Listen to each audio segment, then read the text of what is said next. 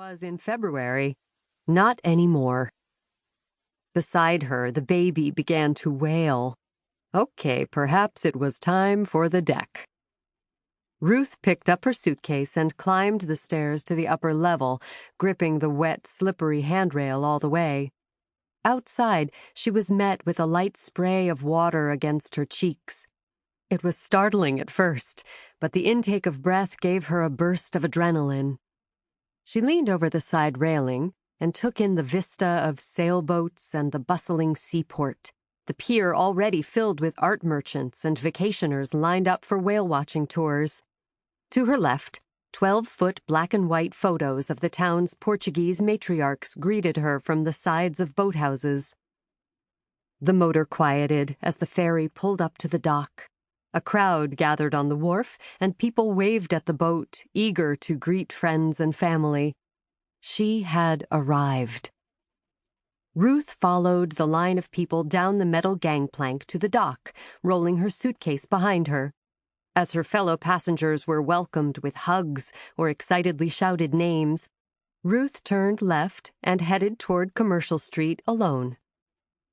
The wheels of her suitcase bumped against the uneven wooden boards of the pier walkway.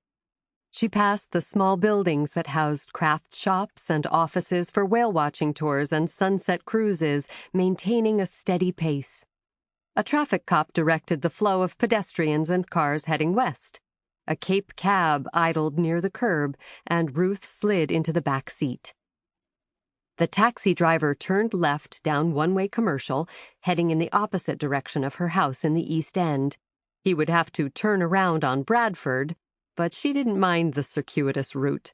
She rolled down the window and looked to her right at Cabot's Candy. On the opposite side of the street was the quirky Marine Specialties store, then the stately red brick post office. Sights that were becoming more and more familiar with each visit. Except she was no longer visiting. Today was her first official day as a Provincetown resident. She had hoped when she originally set her plan in motion that by the time she had her Philadelphia life packed up, she'd have a permanent new home in Provincetown. But finding a house for sale on the peninsula, just 3 miles long and 2 streets wide, had proved to be a challenge. "Your best bet is to be patient and rent," said Clifford Henry, the real estate agent. Patience was a skill that Ruth, at age 58, had yet to master. She was a firm believer in the full-speed-ahead approach.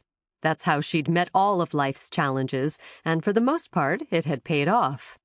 But for now, Provincetown was forcing her to slow down. She would rent for the summer while looking for her forever home. Although it was difficult to imagine finding anything as perfect as Shell Haven. The 3-story, white-shingled Georgian cottage had major curb appeal.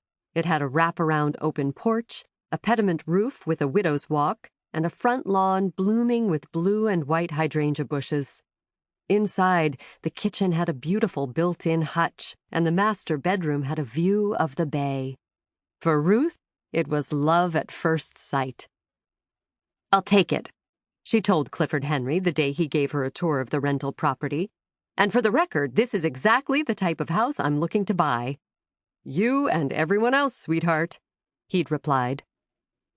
The cabbie made a right off Bradford onto narrow Bangs Street, then got back onto Commercial.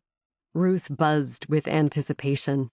1 block, and there on the right, the house came into view. Ruth paid the driver and took a minute on the sidewalk to adjust her handbag and get a good grip on her suitcase before following the red brick path framed by blue hydrangeas to the porch steps. "You're almost home," she told herself. One of the owners of the house, Fern Douglas, had told her she'd leave the house keys in the mailbox. This seemed to Ruth an odd and not entirely safe system, but she realized she needed to learn to go with things a little more. What was the point of moving to a place like Provincetown if she couldn't relax there? The narrow black metal mailbox was affixed to the side of the house. Ruth rested her bag on a bench and reached inside. Her hand met only empty space. She bent down and peered inside. No key. "You've got to be kidding me." Suddenly exhausted.